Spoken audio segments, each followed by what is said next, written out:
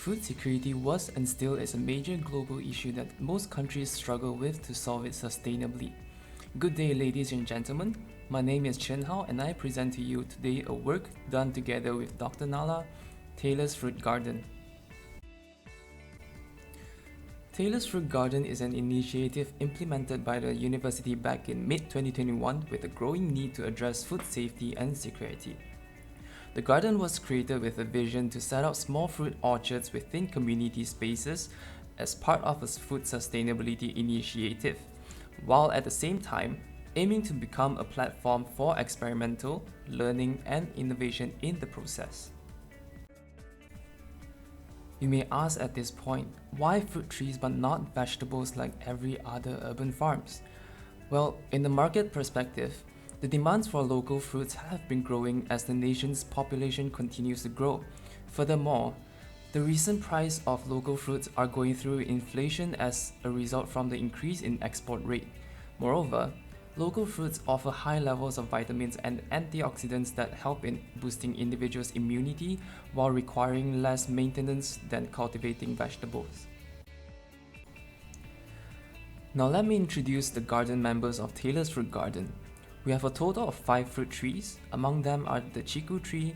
It provides a variety of antioxidants like vitamin C, polyphenols, and carotenoids.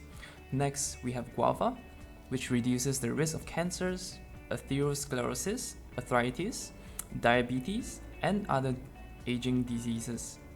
Next, we have mango, which is rich in phytochemicals with high content of polyphenolics and vitamins. We also have hog plum, which is abundant in vegetable proteins, zinc, chitin, starch, vitamins, and minerals.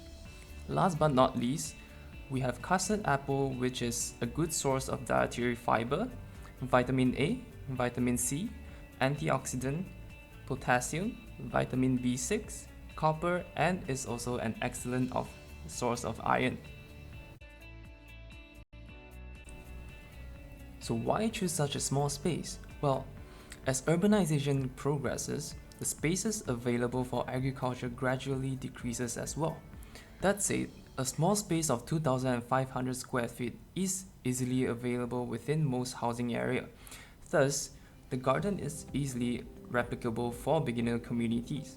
Further, the small garden can easily hold up to 10 trees if spaced properly, and favorited varieties can be bud grafted into a same tree, which gives the fruit trees ability to flower early and have lower canopy as a result.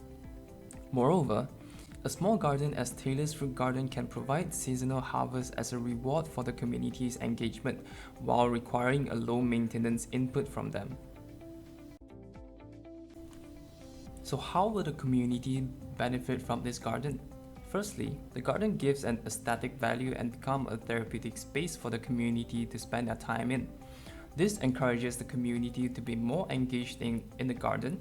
With increased engagement, the garden turns into an educational park for the community to learn more about urban farming, and at the same time, giving a sense of ownership and pride that will inculcate the concept of urban agriculture in the community. But of course, the garden doesn't necessarily have to be a fruit garden. The community may decide on what garden suits their interests best. A good example is a fruit garden that has the ability to produce vegetables as well, which is why the garden space is highly flexible in terms of its function. Now moving on, some long-term impacts that is expected from this initiative are the nurturing of interests of Taylorians, school children, and the surrounding communities, to develop sustainable approaches to address food safety and security, promotion of urban farming concepts, and last but not least is the strengthening of the community's social structure. I hope this gives light to a different perspective of urban agriculture. Thank you very much for your time in listening to my presentation.